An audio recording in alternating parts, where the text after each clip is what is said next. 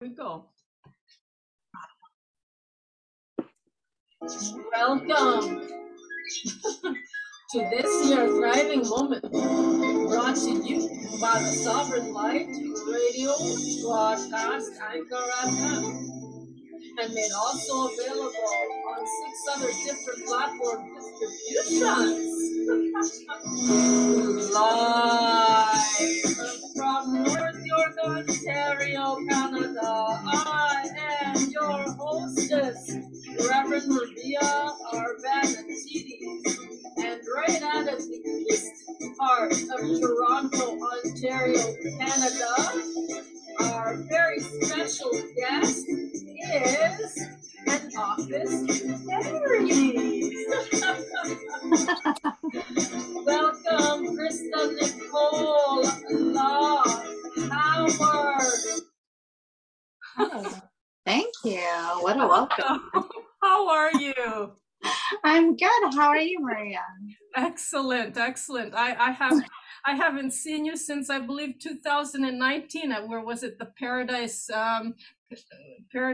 what convention? Yes, that was at the Empowering Women to Succeed event, I believe. Yes, was it Yeah. the Paradise Convention Center? Yeah, like the banquet hall or whatever. I don't know. We go there for like weddings and stuff usually. So That's it. That's the one. The banquet hall. I was trying to remember. Oh, folks, for all of you who might not know who Krista Nicola Howard is, she's the office fairy, and today's episode is on the freedom to do what you do best. Born in the city of Toronto on October 28th, 1983, Krista Nicola Howard was raised as the only child, with her mother as a college administrator and her father an electrician. Krista's father got her working with him for about 8 years. She had worked on her father's crew from 2002 to 2010. 2005 graduate with a diploma. Krista studied 3 long years at Centennial College in business marketing. And you know what happens out of that? Her favorite quote was inspired.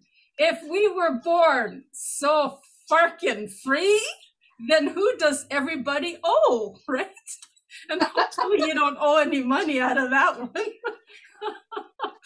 And so in 2015, Krista became the solutions dealer at the Office Fairy, and she continues to grow her specialty in construction clientele management at this time. The Office Fairy is a local business that provides professional administration and client care, payroll, bookkeeping, marketing, business plans, and everything essential to a small business operations. In 2020, Krista founded a group called the Friendly Neighborhood Allies, FNA as acronym for short. With the FNA, she co-created and distributed all our welcome signs for businesses. In this way, businesses can be able to show their recognition and acceptance of the mask exemptions included in the bylaws to potential customers. During this time of relevance pertaining to restrictions, these signs took on tremendously against discrimination in all its forms and the importance of Canadian human rights and freedoms. Luckily, construction has been booming the last few years, and Krista Howard has been keeping well and very busy during our pandemic. Are you a small business and looking for solutions to your daily needs?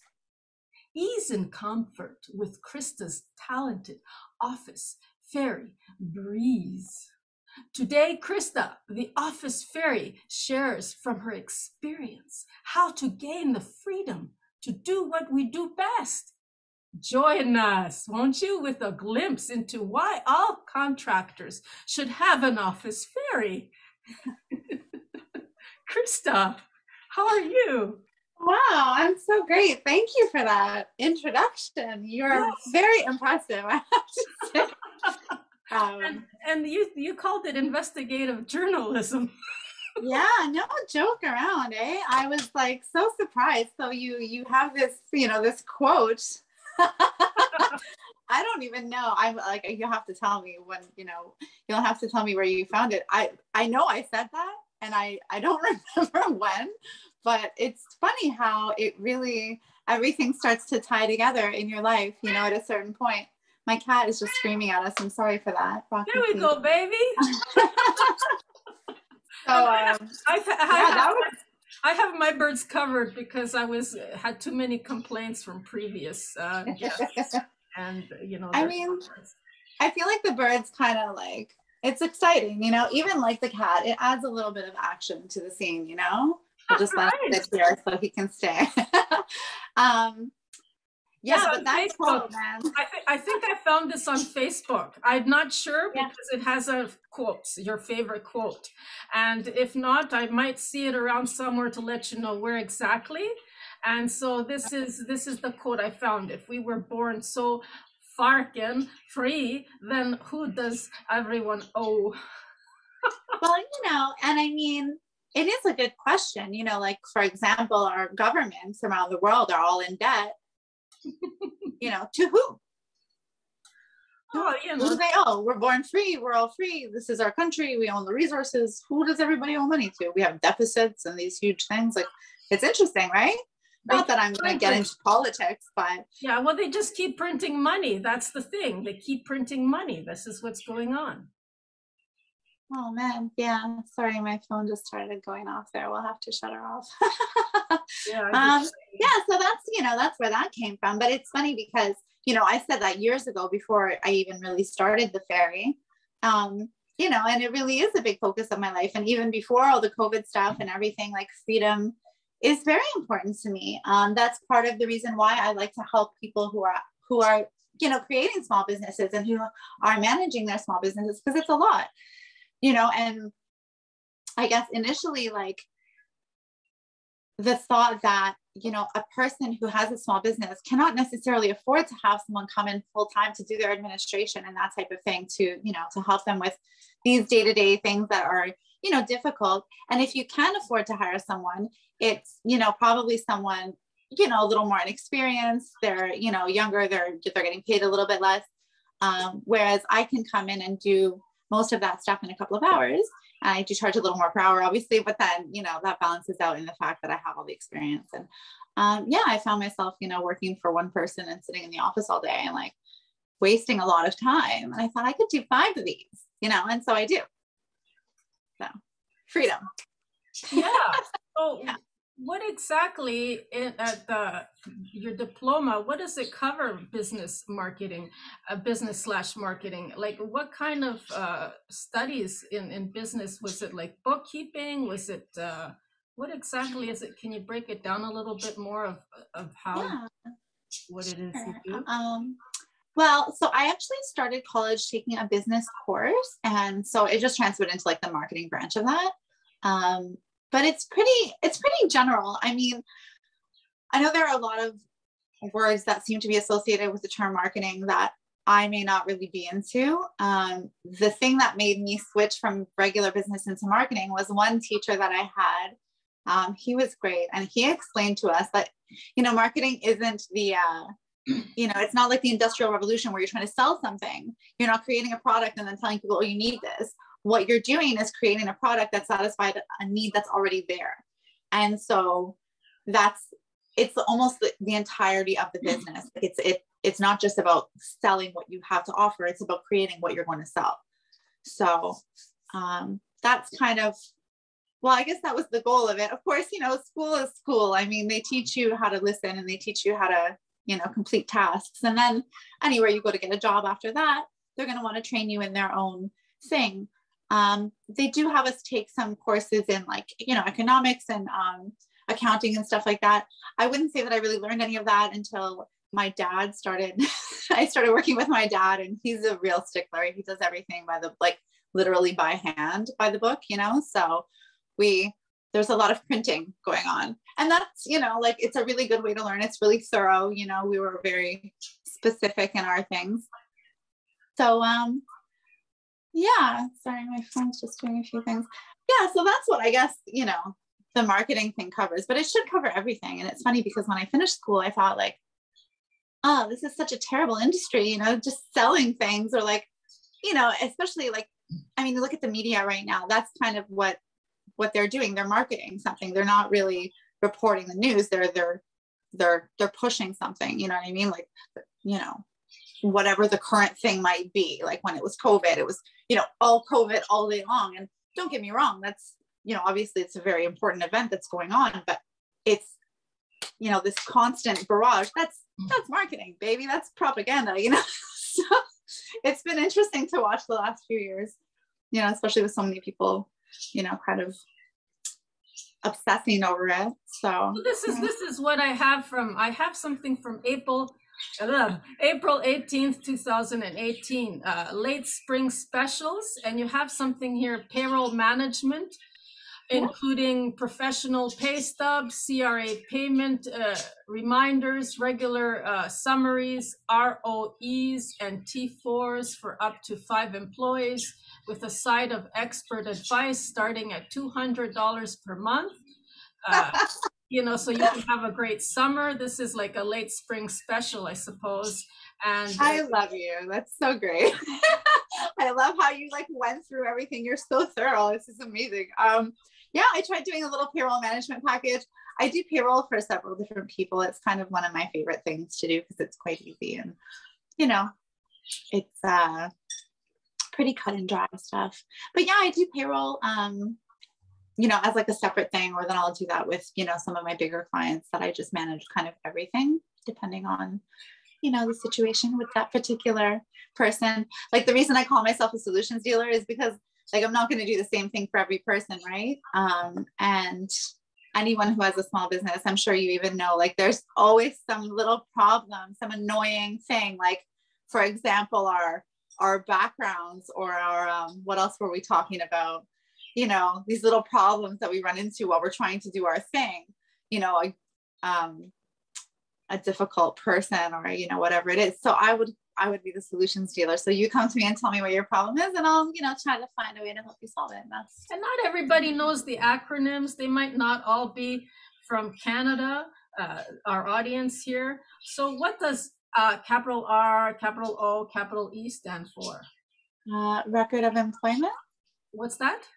Record of employment. Oh, okay. So that's like when you terminate employment, that's your the paper that they give you to it's actually, you're required to give one after 2 weeks of letting someone go, I believe. So okay. Yeah. See, I thought, well, what is ROAS? I was thinking revenue, Yeah. Okay, that's pretty cool. I love my acronyms. And so yes, and with that, what I noticed that you were saying that you're not very easily influenced or managed person, as your parents would attest, but you do, you do say that they are both saints, as you have been driving them crazy your whole life. Now explain a little bit more of how, okay, you see your parents and how they see you through their eyes, but also how you feel that others see you as well. Is it in the same way that you're not very easily influenced? That makes you a good role model. I mean, it makes you a leader in that sense. That's nice. I mean, I don't know about that. I'll start with the leader thing. I don't really believe in like the concept of leaders.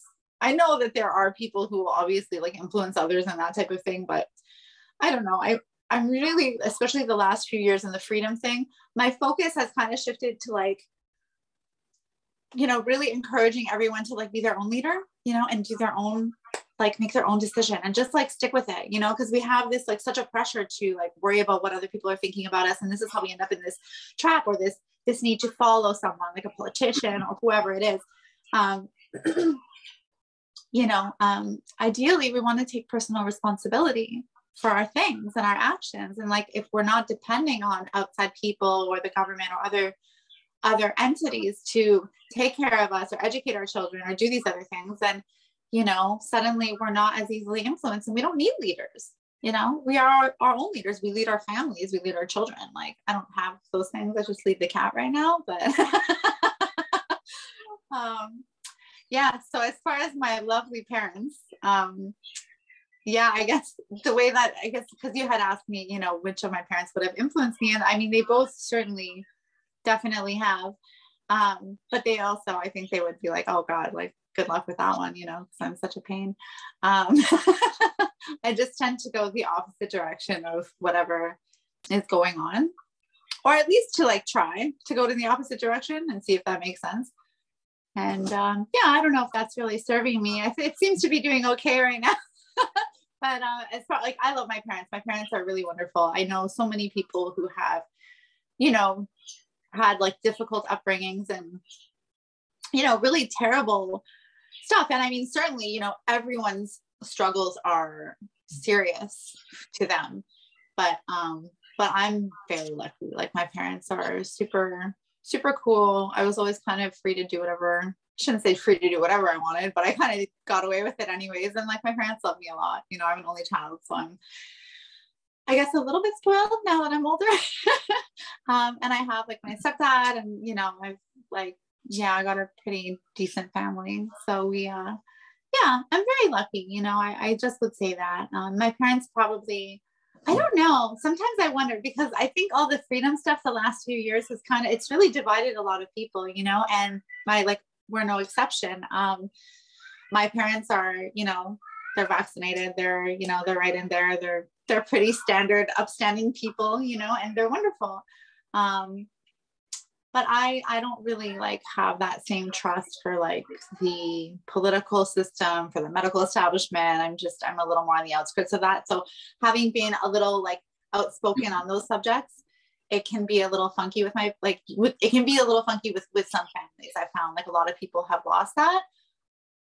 I have never felt that my parents were like embarrassed about that, but I don't know, they could be probably on some level. I know they, you know, they didn't like, they're not really following my line of thinking, but you know, that's okay. Hopefully they don't think I'm too crazy. They still invite me over. So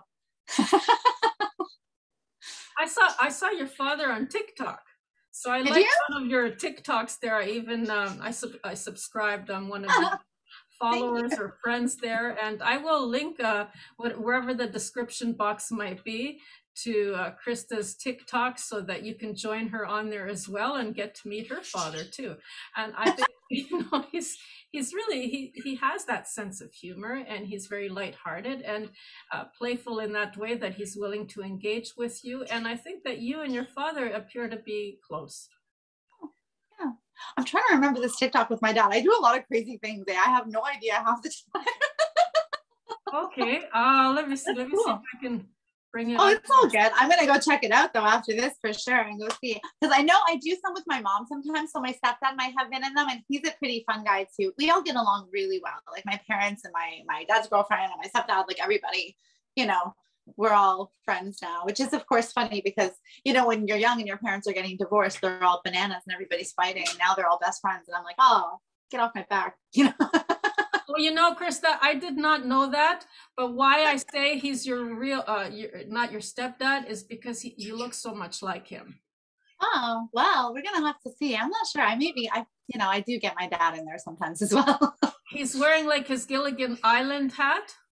Oh, that sounds like my stepdad. Is that your stepdad? Because he looks like you. My goodness, I'm thinking that you know, that really. Yeah. That's funny, you know, but I think it's like people, and you know how they say like people's dogs, and I'm not saying this about him, but you know how people like, they say their dogs tend to look like them. I think we all, like, as a family, you all kind of start to like, you know, resemble each other after so many years together. You have similar facial expressions, like, you know, this kind of thing. I think sometimes it might be something like that, but yeah, no, I think that was my stepdad. He's a pretty cool cat too. He works at the chocolate factory, so, you know. Oh, really? Okay. Gotta love that. So I think it's gonna play right now. Ooh. Oh, Ozzy. You just called him Ozzy. Yeah, that's his name. the guy in American pictures, because you used to quickly blame Chris. TikTok. Ozzy. Yeah. So then it will just replay. oh no. That's the fun part about TikTok. Eh? It's just like I was babysitting last year. I was a nanny for like 6 months, and like the little boy watched TikTok, and I remember just like after a while I'd hear the same thing like 5 times. I'd be like, turn it off. Okay, so for those of you who want to know how to reach out on TikTok and become a follower or a friend or a subscriber, it's tiktok.com/at Krista City, KRISTACITY, and then you can just be, I guess, we follow each other. I know that I'm following you.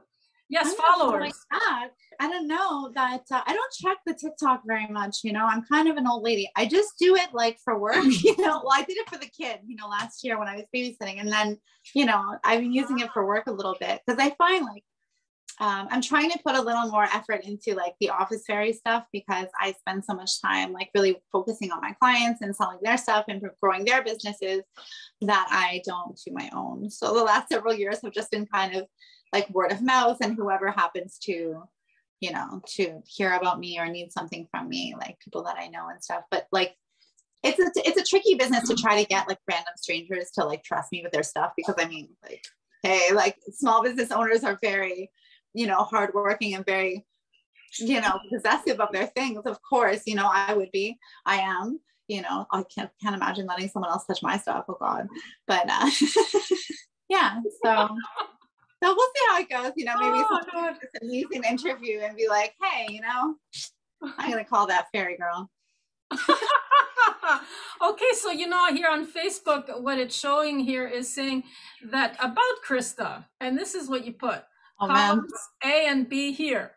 Spring water, raw food, Mother Nature, Team Human, Gym, vodka, vino, coffee, road rage, roughage, pizza, animals, sunshine, sound, sense, 6, and then I think the Scorpio sign.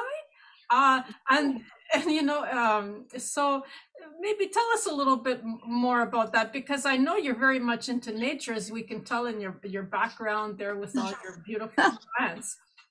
Thanks, man. Yeah, my plants are pretty cool. Thank you. We appreciate the compliment. It's important that we tell them, you know, so that way they can grow beautiful.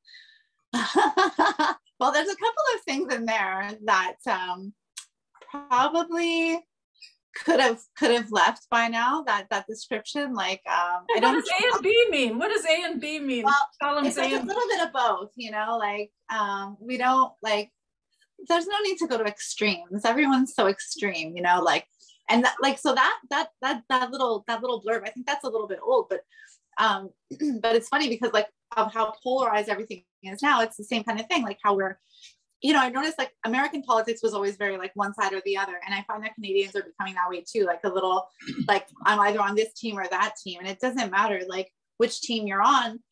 Again, like we're not integrating like, oh, I think this and leaving room for like your own personal beliefs. So yeah, I guess A and B would just be, you know, yeah, I'm a good, you know, I'm a good girl and I'm into nature. But at the time I was also smashing pizza and wine and vodka. So, you know, maybe that's what I was going for. But I do, you know, I've kind of cut out all the most of the bad stuff now. I don't, you know, smoke cigarettes or anything anymore, drink alcohol. I go to the spring to get my water. That's a big one for me. That's a big important thing about health. I think people really overlook, like we're 75% water or something like that. And, you know, our water is full of fluoride and chlorine. And I mean, gosh, you know, like a lot of bad stuff. You know, they have to wear a hazmat suit to put that fluoride in the water. Like, I don't know, man, that doesn't make me want to like drink it. So this is my spring water. Okay, yeah, so you have certain filters that you use for your water. I'm just recently getting this Berkey water filter system, and it also has extra filters for fluoride, and it's soon coming. It's in the mail. I should be amazing. Berkeys are really good. I actually go to the spring in Uxbridge, Ontario, and I go get my water from the spring. It's coming out of the earth. Oh, it's free too, which is nice. because I like free stuff, you know, I don't want to pay for it. Right. But it's crazy because we spend a lot of money on water, like even if you're buying bottles or whatever. And we're Canada, we have like the best water in the world. And especially like, I know you said you're in North York, like I drive 45 minutes to the spring from my house and like fill up all my bottles, and it's beautiful cold water, especially in the summer. It's so nice to go there and, you know, splash around a little bit. So yeah, that. Uxbridge is a little bit far though. My parents used to go to a place near Ajax, Pickering area. They also have like a ski resort or something, and they have water. Is it Lake Ridge? Was it Lake Ridge? I think it's the same one. Okay. Yeah. Oh, yeah.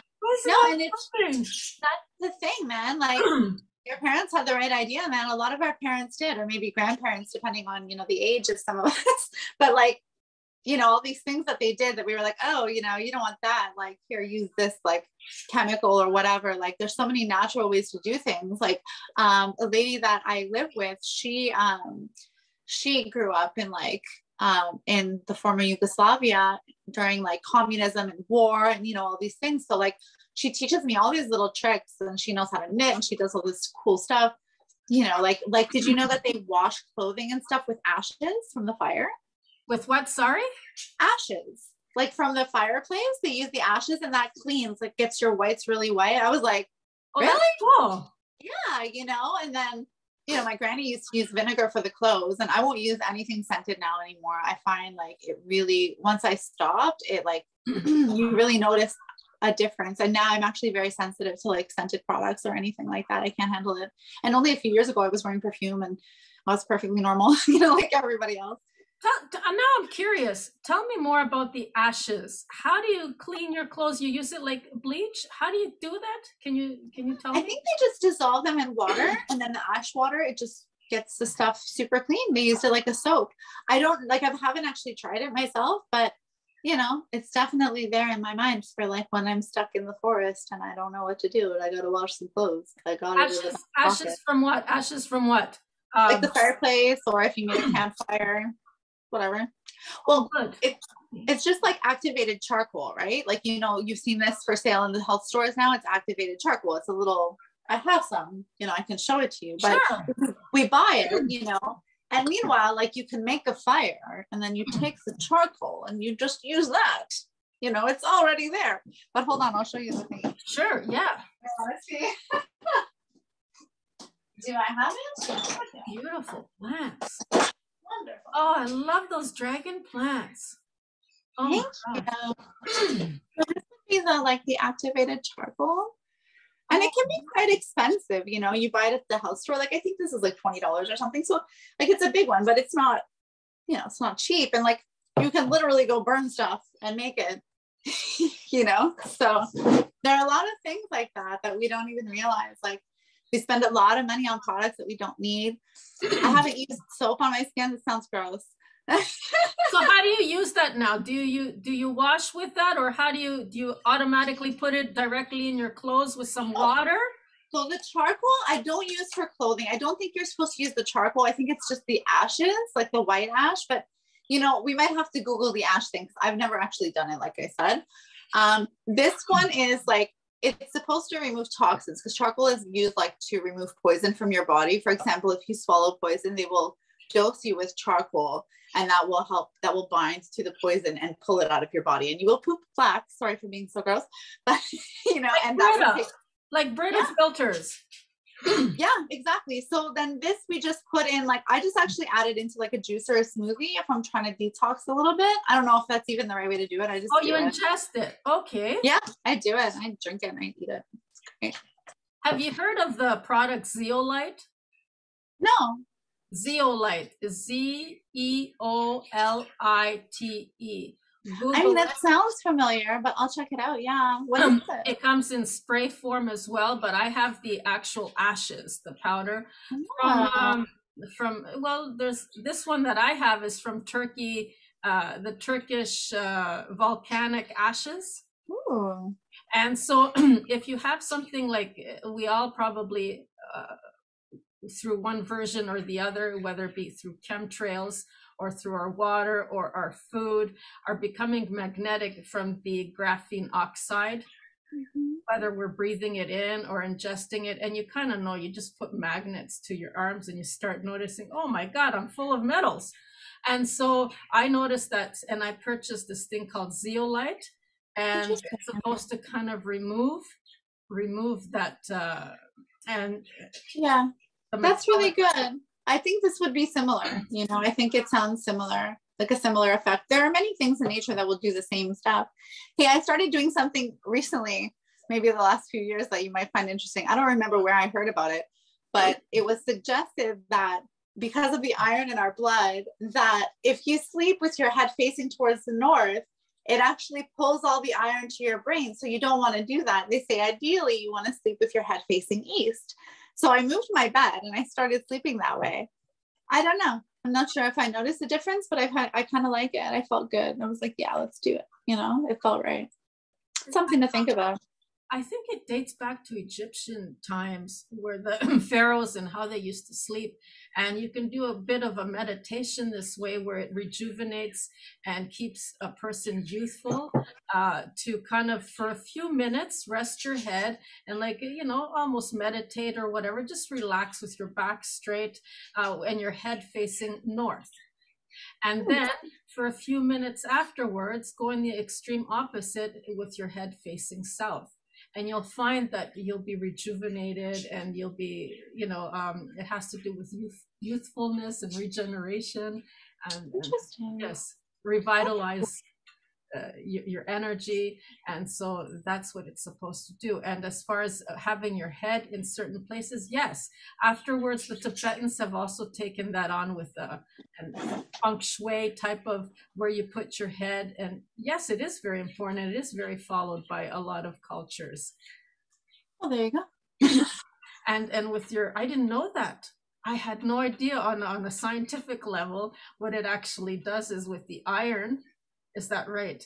I won't say that I know for sure. There's a lot of things that I end up doing that, you know, people will be like, oh, well, you know, how do you know that's working? Or like, what have you noticed as an effect? And I'm like, you know, I really don't, but I know that if I put effort into all these different things and doing things as naturally as possible, like, I'm better. If I eat organic, I'm a lot healthier. So you have to see my little wall. I have to show you. So this is all my herbs and all my things that I keep in my kitchen on my wall. So I try to keep it like super natural. I have all this weird stuff. Like I don't know how I kind of got into it like years ago. I knew someone who had like a juice bar, and like he really like super enthusiastic. So he got me going to the spring and doing all this cool stuff. So then I really liked it, and I like really grabbed onto it, and I just found like, yeah, it just makes such a difference in your energy level. And then like when you talk about it, especially me, because I get excited and I'm like, you know, and people really want to take the wind out of your sails, and they'll be like, oh, where's the double-blind study to prove that organic food is better? And I'm like, who is going to pay for that study? Do you know how much a double-blind study costs? Like, yeah. So anyway, no one's paying me to do that. I'm just telling about my experiences, but it's just funny how like, you know, these crazy like pharmaceutical companies that like literally make like billions of dollars off of sickness are like so well trusted. And you know, someone talking about a piece of fruit without poison in it is like a terrorist. I'm a terrorist. I personally don't like to donate to places that have, it's already given, sick kids. I'm like promoting that name, that concept, sick kids. Like, can't you just change the name and you know, the sick kids hospital, and will you donate to sick kids? And it's like, no, I want to donate to well and healthy kids, you know? Yeah, we want to contribute to that. Like, what are we feeding the sick kids at the hospital? You know, I'm not saying that like they're not doing good work. I'm sure that they're saving lives on some level, but there's also a lot of kids that are sick that shouldn't be freaking sick.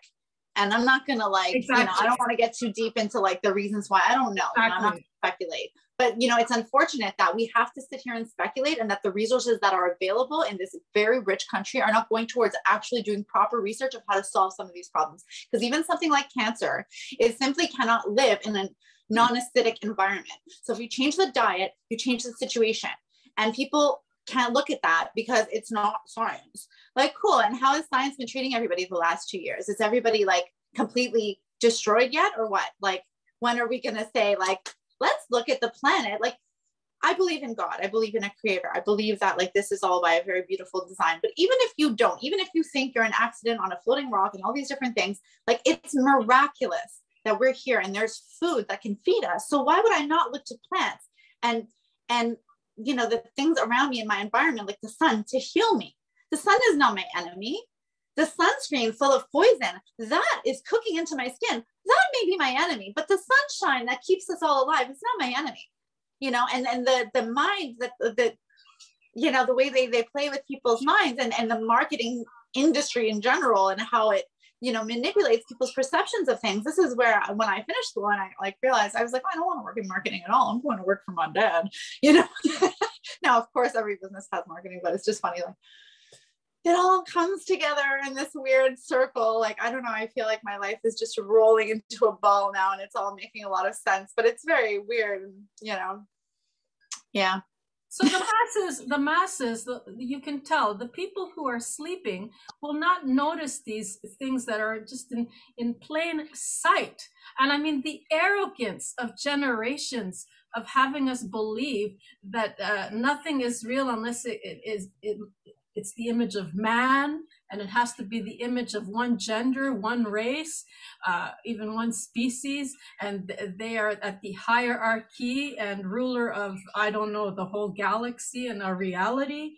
And it's just so arrogant that it has to be recreated and taken into a synthetic, artificial level of what their interpretation of godliness is, when nature is all around us. And then they turn around and charge us, just similar to the same with primary water that we all have, even on the Sahara Desert. If you dig deep enough, you'll find that primary water that they pollute with oil when they go fracking and drilling. And instead, we're drinking secondary, man-made, recreated water that they have to filter through, and then it becomes of value because it goes through their image of God's hands. And so we're at this tipping point right now. So, and the splitting of the worlds is starting to take place, where, you know, even the cyborgs and the hybrids that are going to start happening, they're going to start complaining that they're victims, and that humanity is victimizing them, and that they should have more rights than the actual humans, and the humans will become obsoleted. And yes, this is the greatest fear of man's creation, because it's unnatural. They're even doing it with the weather. You know, they try. It's really bad. And so this is where we're at right now. This is a spiritual war. Oh, it's true. And there is a shift happening. And one of the things that I think really blocks people, and it's something that like I've been especially annoyed by lately, and I try to really like address it as it happens, is like people are like, they talk about the problems, they're right there with you, they agree with everything you say, and then they're like, well, there's nothing we can do. I mean, so, and especially because often these are Christian people. And again, I'm not like in one religion or the other, but I know that the idea of Christianity is that we are made in the image of God. So you believe that you're made in this powerful image of this powerful creator, and that your words and your actions and your decisions mean nothing. I give up. You know what I mean? I can't. What a paradox. It's like, yeah, it's like, a conflict of interest right there, right? It's true. You know, I mean, gosh, you know, there was a lady that talked in this movie years ago. I can't remember her name, but I'll look it up. Erin Brockovich. Sorry? I was thinking Erin Brockovich with the water. Oh, sorry. Okay, that's not the one. That's a good one too. She talks about that's good. She talks about butterflies and how a caterpillar changes into a butterfly, and how in their cocoon where they struggle and build to become a beautiful butterfly, there are these cells called imaginal cells. And these are the cells that turn this little worm into a beautiful flying butterfly. And that like the world, and so I guess this lady was comparing, you know, the world and the struggle and the, you know, like the misery and all the pain and suffering that we're going through for the past few years and for the past number of years, even before all this. That's the struggle that's going to make us strong, so that we can, you know, be reborn into this like really beautiful new earth that is absolutely coming. You know, it's already here. It's just, it's within us, and we have to let it out. And the more that we, you know, even hear someone saying like, oh, there's nothing you can do, I don't have any room for that, you know, like it's such a scam. It's such a scam to make us think that we're not powerful. There is nothing more powerful. Even if, like, again, even if you're going basic science and, you know, like take away the energy and all the spiritual stuff, like we created everything around us. If that's what you believe, you know what I mean? We created the government, we created the courts, we created politics, we created all of it. We created the nations, we created everything, all the building, everything. So we can't do anything about what? What is it that we can't do anything about? I can't think of anything. I can't see anything. You show me something, I'll you know, I'll shut up, but like, I don't see it. To you, with me, they use their imagination just a little bit. They go a little bit further by saying, my hands are tied. They get into the S&M concept of it. I'm like, what? Your hands are tied? Wow. I want to untie this person. And they don't like me when I start talking, like, you know, coming with my comebacks, like sensitive. Yeah. And it's like, you gotta take me serious. Well, and that's the other thing though too, is like we try to be taken seriously, right? But like, why empower? Why should we be empowering something like that? That's not conducive to anybody. How is it going to benefit anybody? If anything, we want to make them kind of get over it and start laughing, you know, to kind of, you know, give themselves a shake and, you know, break free from that matrix, you see? Well, of course. And this is the whole thing. It's like, there's nothing like, first of all, there's nothing fun about being serious. Okay. So like, unless we're talking about like some of the very serious issues that are being completely swept under the rug, which like, you know, I will get ruthless and flip this table over, but you know, like, but if not, and even if we are like, why are we not like packaging that in a way that's like, yeah, this is funny. This is a joke. This whole system is a joke. Like, you know what I mean? In that way, like have fun with it and like enjoy. That's the whole, that like this side has that to offer, is that we are energy, we are laughter, we will play, we will enjoy our lives. We're not going to make you sit at a desk and be miserable. You know, that's not what I don't think anybody wants. I don't think that's what God wants. He doesn't want us all sitting there, you know, wasting our lives behind a desk working for somebody else. He wants us to, you know, to do what we do best, to like get our imagination going, you know what I mean? And like, and create whatever we can. It doesn't matter what it is. It doesn't matter if you're creating candles or business proposals or, you know, concrete, like you're creating something and you're doing it to feed your family and you're doing it for yourself. And like, yeah, I guess we just came back to the whole circle of like, this is why we do what we do best. And this is why, for me, I love that, because, you know, I want people to live for themselves and not have to follow all these like terrible corporate rules. Which, you know, as I say that, the most terrible story popped in my head, which I'll probably have to tell you now. They're all healing modalities, and it starts with you know, kind of cracking them up a little bit, and with a comeback to make them smile, put a smile on their face, or get them giggling, and you get a resistance and a blocking. Oh, you know, and absolutely. Oh, really? Well, go ahead. It's where like, but you're seeing, this is where like you're a nice lady and I'm a nice lady, and we're very, you know, we're lucky in that way, because like, and it's, you know, like we're very approachable and friendly and people enjoy speaking with us. So it's an advantage for us to be able to share what we know in a fun and engaging kind of way, and to help people like stop taking themselves so seriously and have a little bit of fun and think, you know, maybe like, you know, because it's not as if we're not accomplished. I'm accomplishing lots of things. I don't think anybody, I'm sure some people who maybe think I'm absolutely bananas, but most of them know something about me, and that like, I do have some skills. I do have some contribution to the world. And like, if I can be here having fun, like, why can't you? And you know what I mean? And especially when someone's doing really well for themselves and then they're so serious. And I just think like, well, what's the point of doing all that? Like, we don't work for ourselves so we can take shit from people. Like, I'm sorry, but I just, yeah, I don't like that. I'm not a big fan. I like, you know, freedom. We have to, you know, be real, man. So let's get a little bit in a guidance here into the structure of things. I'd like to ask, you know, your freedom has taken you to a place where you lived for a little bit. I'm not sure. I'd like for you to expand a little bit more on Phnom Penh, Cambodia in 2017. It looks like you moved there for a while, or what was it that you did there? Yeah. Okay. So, yes, I tried to move to Cambodia in 2017. I just like, this was when I was starting to wake up and, you know, realize the world around me was kind of big. I didn't want to, you know, spend all this money on rent and live in this big city. I wanted to go, you know, be free and probably get sober because I was drinking quite a bit, to be honest with you. Yeah. So I found this gig, you know, teaching English in Cambodia. And so that's where I went. And, it was not a good fit for me. No, it was, it's, I remember people warning me about it being like Cambodia. Like, what are you thinking? And I'm like, oh, it'll be fine.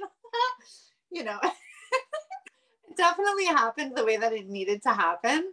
I don't know if I was really much help to anybody at that particular time. I just kind of ended up like, you know, I was there. I met some really great friends.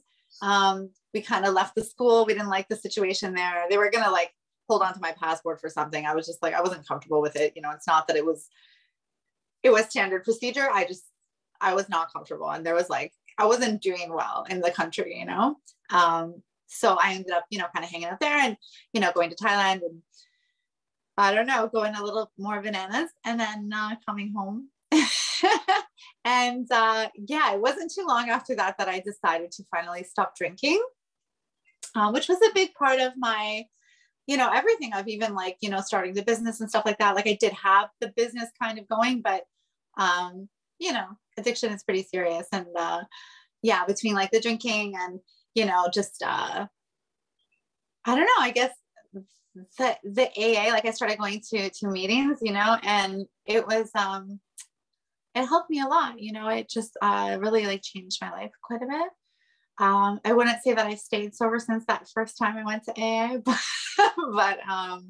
but it's one of those things that'll really ruin your drinking. So if you are trying to stop, I do recommend.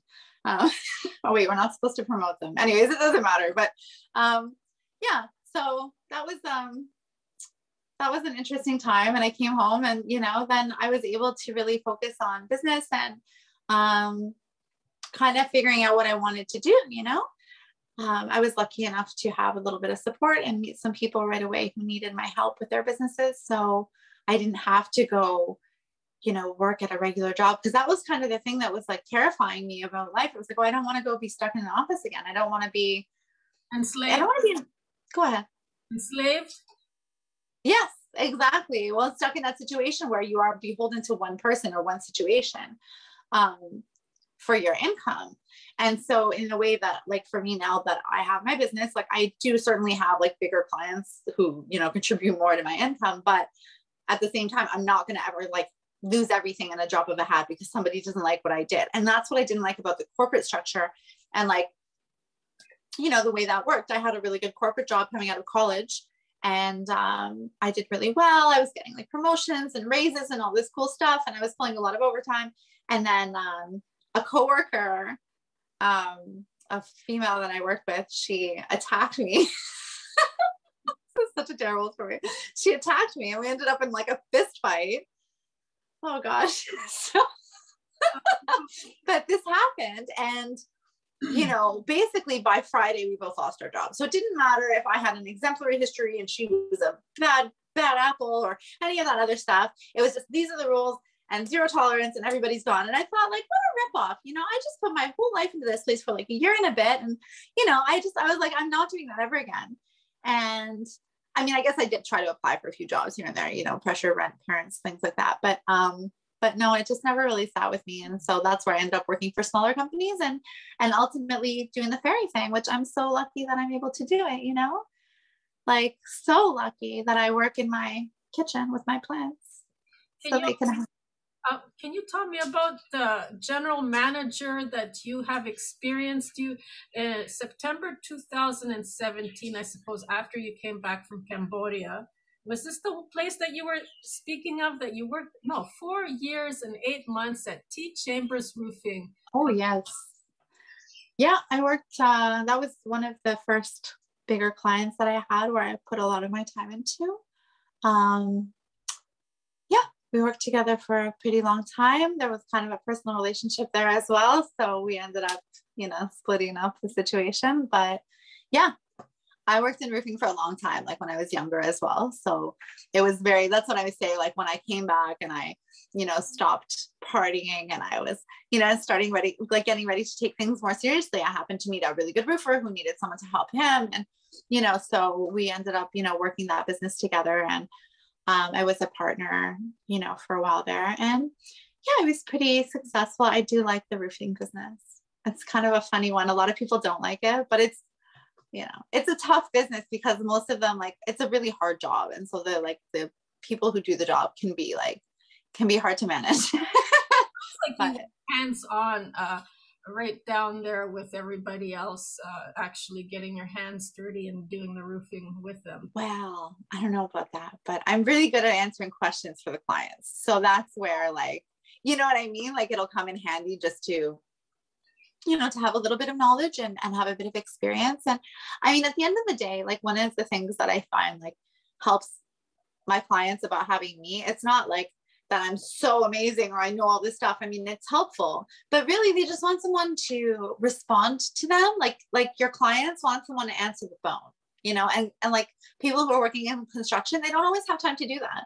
And it just doesn't make sense, like for them to have to, again, like pay someone full time for that. Like, you know, you can't get ahead like that, but I can carry a second phone or a third phone, and then I can be your secretary. And so here you go. And I'm quite good at it. So I was going to say, because it says manager, and a manager takes responsibility for everything that goes on daily, day-to-day workings of the operation. So it's not just administrative. You were actually doing like hands-on, looking at everybody that, you know, taking responsibility for the workers, you know, general manager. Yeah, it's definitely like, yeah, well, whatever happens, right? Like whoever is calling, whether it's the clients, whoever has a problem, when there's like a dispute about the contract or what's going on, or we have to go to court, you know, whatever it is that happens to, you know, come in, like that's where I take over. So I keep an eye on stuff, you know, for sure. And again, it just depends on the business. Because some people, like, you know, if I'm just starting with them or I'm just doing their payroll, like I'm obviously not involved in everything that they're doing. So again, it's different things for different businesses. He needed someone to like run the business for him. And I think I have him quoted as once saying, I do everything except lay the shingles. And I like that. I was like, you're damn right I do. I like it. And this is where like even that, you know, that working relationship perhaps shouldn't have gone on as long as it did, because we were, you know, as I said, there was a personal relationship. It wasn't great, but like, I care about my work. I don't want to abandon a project like that. I really have a hard time with that. I'll put myself through just about anything. Like, no, I have to keep working. You know, I care about these businesses. I want people to do well. I want to see I want to see success for people, especially when they're on their own, because there's so many, you know, you can have a corporate job your whole life and then you get screwed over and you get like laid off, or, you know, especially the way things are right now. Like, you know, we're very fortunate again that the construction business has been really busy the past several years, but you know, that can change easily. I have friends with hair salons and, you know, different types of small businesses, and like, wow, what a kick in the teeth, you know, the last few years. And they didn't deserve that, you know, especially when like things were not managed properly from the top down anyways. And then to put the burden on these small businesses to lose everything. How many restaurants shut down? How many cafes lost their livelihoods? You know, you'll never, like, even some of these industries, even the restaurants are open again, like you'll never get the same customers back. They've scared everyone. They've locked them in their houses. Like, it's ridiculous. I'm sorry, you know, like, obviously there are some people who have to be extra careful. I get that. But those people have so many options, especially after 2 years of lockdown, that they don't need to go outside if they don't want to. So let everybody like get on with their life. You know, it's sad to watch people lose things, especially when they've worked so hard, you know? Okay, so let's go there. Talking about the founded group that you called the Friendly Neighborhood Allies, and the co-creation and distribution of these small businesses to have signs that say all are welcome, signs for businesses. And also you were telling me before the show about how it trickled over and rippled out to places like Australia even. Do you want to talk about that? Yeah, so actually the Australia thing happened first. So I was just starting to, really speak out a little bit about what was going on. And I was following what was happening in Australia because they were like super, super locked down, and it scared the life out of me. And I mean, like, it did come here too, in some way. I don't think we quite got it as bad as they did, but then we have weird restrictions like vaccine passes for domestic travel, which makes no sense. So anyways, at the time though, I was really horrified watching what was going on down there. And I started following a guy who was in charge of a bunch of the protests. And he put out a call for people to like design a flyer, which happens to be my thing. I've designed these signs since then. So I was one of like 3 people who entered the contest. So it's not like the competition was very stiff, but I did win. And so at one point, this guy shares this picture of these boxes of flyers, and they're handing them out in Brisbane, and they have my freaking flyer. I was so happy. I just like, honestly, it's so cheesy, but like, I like cried like a baby. I was like, oh, this is so great. Like, just to be involved in it in any way. And then, it was a few months after that I had like a weird experience at a meeting, and this lady, like I'm not allowed to wear a mask. So I have been kind of fighting it from the beginning. And so I was talking about this at this meeting, and this lady came up to me afterwards, and she's like, it's about respect. And she started just giving me shit. And I was like, oh man, I just invented how hard it was. And she just came over and like ripped me a new one. And I was so upset by this, it sat with me for days, and I was nauseous for days. I couldn't stomach it. I was so upset.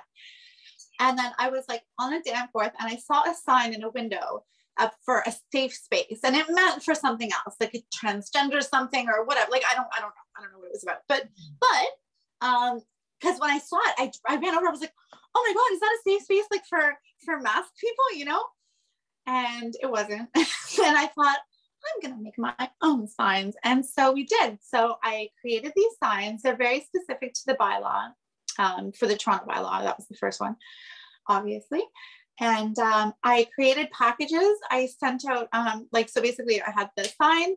I had a letter just explaining who I am and the group that I'm with, and, what we were hoping to accomplish. Just basically, letting small businesses let people know that they're friendly to you if you're not able to wear a mask, because like a lot of large chains, they know very well about the mask exemptions. Government offices don't bother you. Banks don't bother you, So I thought like all these small businesses could be losing business, but, they don't have to. And, you just don't know what kind of situation you're going to be facing when you walk in. So I provided a letter, a copy of the sign, and then a copy of the Toronto bylaw in each of the packages. And I sent out a total of 850 packages to the entire Danforth. So that was that's where I started. And I just thought like, well, we'll see how it goes, because I hang out on the Danforth quite a bit. That's like my area, right?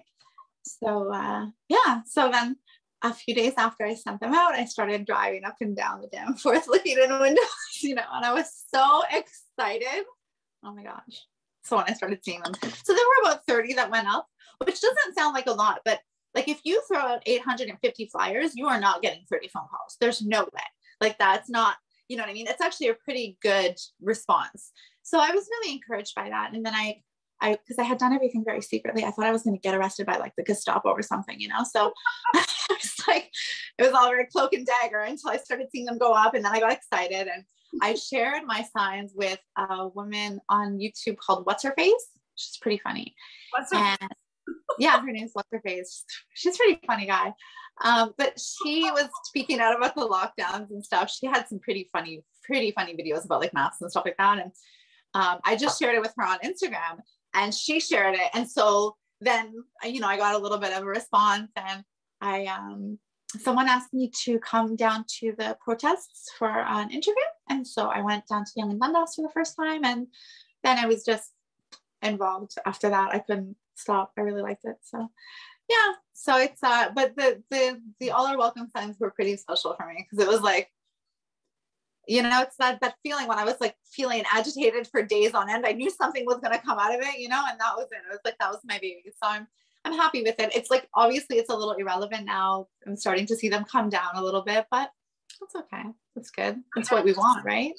It's great advertisement to reach out to people. Very, very imaginative. And yes, hang on to them, because who knows? Well, yeah. Right?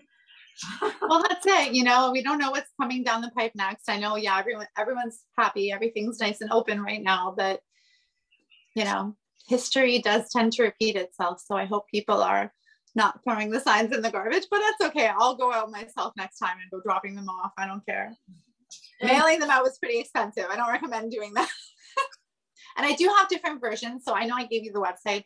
I do have different versions because a few people reached out. So there are ones for like the entire province of Ontario, a whole bunch of like Southern Ontario district bylaws, like, because they're slightly different. So the signs are a little bit different, but there are all kinds of versions. They're all available for free download if anyone wants them. Obviously not relevant right now, but you never know. And yeah. Is it, Krista, I know that you might not be prepared for this, but do you have any to sample for us to show us? Oh, it's fine. Yeah, sure. I mean, I always have one around. Okay.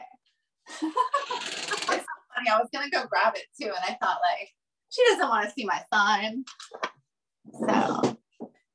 So this is the sign. Okay. And it just has our little, you know, little emojis of happiness.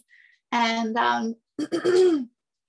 yeah, I mean, just basically it says like, we are compliant with the bylaw, and that in addition to, you know, requiring the use of a mask, the compliance to the bylaw includes respecting people with exemptions. And then it goes on to like be specific about which section has the exemptions in it, and the section where it states that proof is not required. Because that's the other thing, is that people will, I always thought that was pretty funny, but I have experienced it myself in actually pretty recent history, where someone was like, well, show me proof of your exemption. And I was like, one of the requirements of the bylaw is that if you're enforcing it, you've read it. So right there, we've lost the battle, sir. Like, you know what I mean? If you're asking me for proof, obviously you haven't read the bylaw. So it's just funny how people will take something like that and use it as an excuse to discriminate. Even the Legion, you know, the Royal Canadian Legion, I hate to like talk smack, but you know, my dad's a member for a long time, and I joined the branch here last year in the parking lot because I wasn't allowed in without my mask, I should say, not to have a mask. So I joined the Legion, you know, and this year they're obviously like, things are opening up, you know, so I was like, oh, hey, I'm like, am I allowed back in now? So I can go sing karaoke with my dad, you know, and because they have a vax pass and mask mandate still in the Legion, which is the place that honors the veterans which fought for freedom, just to clarify that again for everybody. So anyways, yeah, they recently had a vote on the restrictions, and I wasn't allowed to vote because I can't go inside. So they're keeping the restrictions with the masks, for the masks and the vax pass, which I just think like, oh man, you know, it's kind of a bar, you know, so if they want to make money, like, you know, or stay alive, it would be great if they could, you know, get rid of that. But I guess people are scared. They're going to do what they're going to do. It is what it is. I don't want to like hate on anybody, but it is disappointing. Okay, so Krista, where do people put those signs? In front of their windows, and that when people are walking by before they come in? Where exactly do you utilize them? I've seen a lot of them just like, yeah, in the front window or like on the door. And then actually it's funny because I've seen a few like that I didn't know about for a really long time because they were actually inside the businesses. So I've had people send me pictures and be like, hey, your sign's here. And I'm like, oh, that's great. Because yeah, it's like some people will put them inside. I guess like ideally, you know, for me, I would want to see the sign on the outside so that I know I can go in without being harassed. But, you know, sometimes people put it up and they don't really understand what it is and they'll harass you anyways. So, you know, it's kind of taking you know, you're taking a chance either way. But I mean, it shouldn't be like that. This is Canada. We're not supposed to discriminate against people and harass them about their face. I don't like it. Just want to see that. We are a Commonwealth country similar to the UK and Australia. So this is what, you know, we're exactly like they are. We're Commonwealth. So we're kind of very fortunate that we're not being treated like the people in the UK or Australia. But we're next. So whatever happens to them, watch out, folks. And I notice in the background that you have a green thumb and that you really love plants. And then I notice here in the face, is LinkedIn. Okay, you're also on LinkedIn.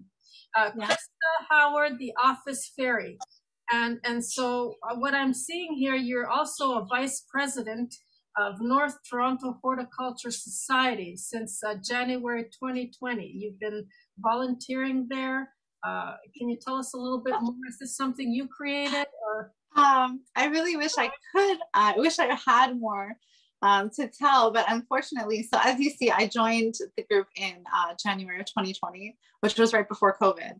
Even we did events, and I made these pens for the Hort Society because we wanted to, you know, do some promotion and stuff. So it's funny that, you know, I have this, but they're my favorite pens. Anyway, I don't actually know that much about gardening. I joined because I wanted to learn more. And I ended up becoming the vice president because they needed a lot of help with their administration, because everyone in the group is, you know, it's gardening is a retiree's hobby. So there was a lot of elderly folks. And unfortunately, I just got a few months in there and then, you know, COVID showed up and we actually had to shut down. So I'll have to take that one out and update it, unfortunately. But so COVID kind of killed my Hort Society, unfortunately. So I've had to make do with my plants here. And I have a few small garden beds outside that I grow some like food and stuff in. But it's just been winging it and getting help from my fairy godmother as well. She's very good at the plants.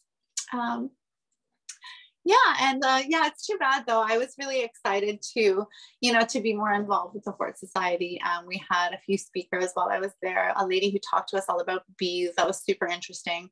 We love bees and honey. Manuka honey right now is like almost like medicine. If you see it before, it was at No Frills, you can get it like the Australian kind, Manuka honey, the dark honey.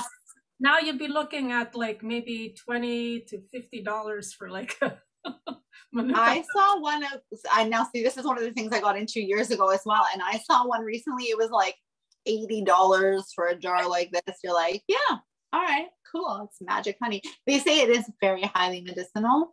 I feel like regular honey is pretty good too. So I try to just have a lot of that. I take quite a bit of honey. And what I notice here is exactly your personality reflects well on this. Now, there is a difference between being a boss, an owner, and a manager. So what you have here is I see general manager, a manager, office manager, and meaning you're taking responsibility for everybody and the day-to-day going around go-abouts, whatever happens to the businesses.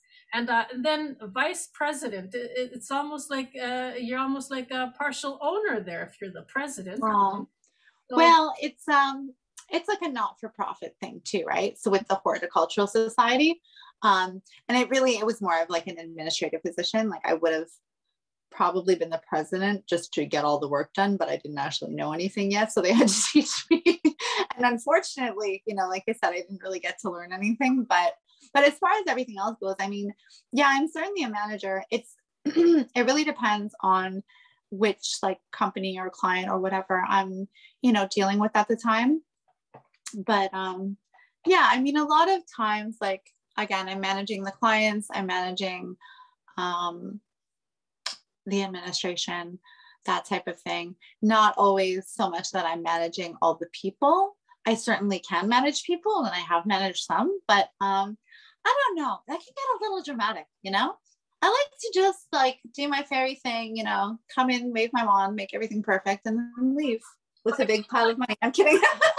So you're like a third party person, and then the others are responsible for the employers, for their employees and their job description and whatever. They're responsible for that.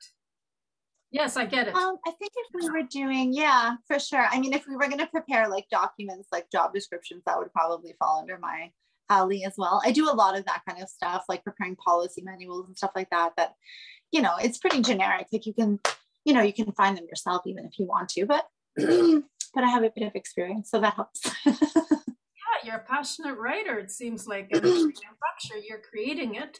And but at the same time, you're taking responsibility rather than being a victim, to be a creator and a co-creator, supporting and promoting freedom and sovereignty and liberation and enlightenment, and stepping into one's own light and awareness and power. And so this whole episode is all about that, on the freedom to do what you do best, and your passion and drive, and finding it, and just moving forward and dancing with the divine presence that we call our higher self, that others people see this is God in this image, and they start going to war over it. But we all are connected, and individually from this consciousness is where we become sovereign in our light and authentic. And that's what it's all about, stepping up and into your authenticity, your own energetic signature. And that's the freedom, the freedom. And then we're able to help others. And so if they will accept us to contribute in this way, and I love it, you know, the fairy aspect of it. Yes. I'll give you a little tidbit before we, you know, we were talking, I was talking to somebody the other day, and I was, you know, I was getting ready. So I'm like, I have to talk to you about this subject. And I'm like, I don't really know what I'm going to say. And I'm like, oh, you know, and I guess I was talking to like a friend of mine, and I was like, if you don't do this, I'm going to, like I was trying to like encourage him. Right. And he was like, oh, like a real fairy, like, because real fairies are actually mischievous, you know, like they'll come in when you're not looking, and they'll like mess up your garden and stuff like that, right? So I was like, either you do, let me do my thing, or I'm gonna like make you. So it has that balance of dark and light too, you know, but yeah, it's so interesting. It's so nice to talk to you, and it's such an interesting like name that you have for the program too, like the Sovereign Light. I'm very much about sovereignty, and you know, I've been working with plant medicines and stuff the last few years, and we talk about being a light weaver. That's like a huge thing. And we really have to like weave it in everywhere we go, everywhere we can, in our business and our lives, like children, all these different things. Like that's how we create the new earth, is with the light. So yeah, it's really an honor to be on the show, and I appreciate your deep research too. That was so funny. Gosh, you made me laugh at that quote. It's true though. You know, though, people might not know, it's all about feeling. And you know, when you're in your light, you don't necessarily have to be aware of it, you know, or knock it down from your thoughts. It's a place called bliss. And when you're in your blissfulness, that you are in your light. Absolutely. I love that. Yes, that's how you know that you're actually feeling it, because you're feeling these good spirits. You see that this blissfulness is your sovereign light. So beautiful, right? Yes. And I love what you're doing. I love the show. I can't wait to see you. Before we go, I'd like to mention that you're also on Instagram, right? And you're showing few pictures there. Instagram.com/Toronto Office Fairy. And you're the Toronto Office Fairy for those who want to follow you on there. And you have like some pictures of your clients, like concrete pumping. You've been with them and helping them out as well. And you're also on Facebook. Yes, with the Office Fairy, you have a page there. And where else? Yeah. So if there's any other links, you might want to give me them afterwards, and then I can post them where people can find you. And in closing, is there anything you would like to leave with us here today? No, I guess that's all. I just, want to thank you for your, your time and for taking an interest in the fairy and all my crazy lifestyle things here. It's really nice to see you again and to talk with you. And just, yeah, I mean, I would just say, like, if there is anyone who wants to like reach out about business or anything like that, like, more than happy to just answer questions. I'm not like a money hungry person. You can just call me and ask me what you want to know. If I can help you, I will, and yeah, even if anyone, has any other interesting freedom things that they want to share, like, by all means, feel free to reach out. I'm very friendly. I don't bite very hard. So would you like to do this again? Would you like to come on to this show again and share with us the progress, maybe possibly season 2? I would love to have you on the show again. Yeah, sure. Let's do it. Yeah, whenever we have some exciting new stuff to talk about, for sure, I'm down. I'm having some technical difficulties, so if you want to continue talking. Oh my God, I'm like, I think it's time to get a new computer, and that it's like, oh man. Yeah, tell me about it. My laptop just does not I've had my laptop since Cambodia, so that should tell us a little bit about that.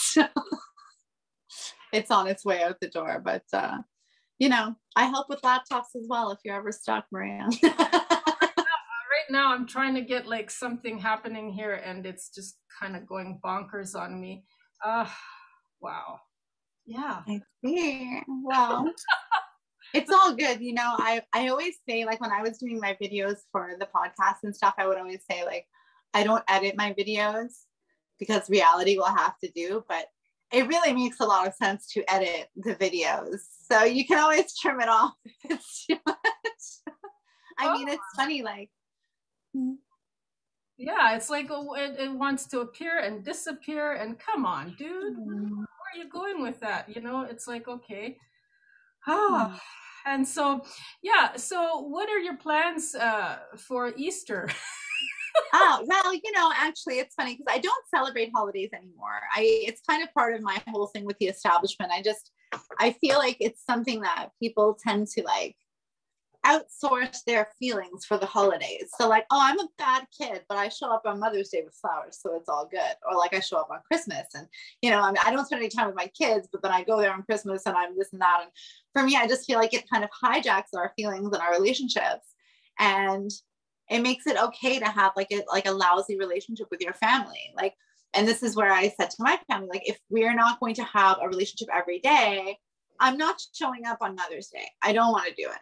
Mother's Day is a tough one for me because like I'm getting older, I don't have kids, like it's it's emotional, and I just like I don't really feel like celebrating that day. You know what I mean? I love my mom. It doesn't mean I don't love my mom, but like, gosh, like, do I really have to do this to myself every year? Like, no, you don't. You really don't. So I mean, I guess people would say, "Hey, hello, is that your outro?" I think I heard the outro. It's just like I think my computer might be possessed for some reason. I'm gonna that'll keep it interesting anyway. Yes, I'm gonna have to do some editing, and I'm turning different shades of red here. Well, Maria, like, I love you. It was so nice to see you, and I don't want to, Yeah, absolutely. Thank you so very much for joining us here today.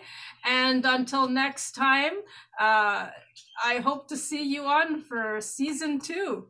Thank you. Yes, that would be great. Thank you, Maria. And I hope you keep doing what you're doing. You're doing a great job. It's been a real pleasure. Thank you so very much. You too, darling. I'll see you soon.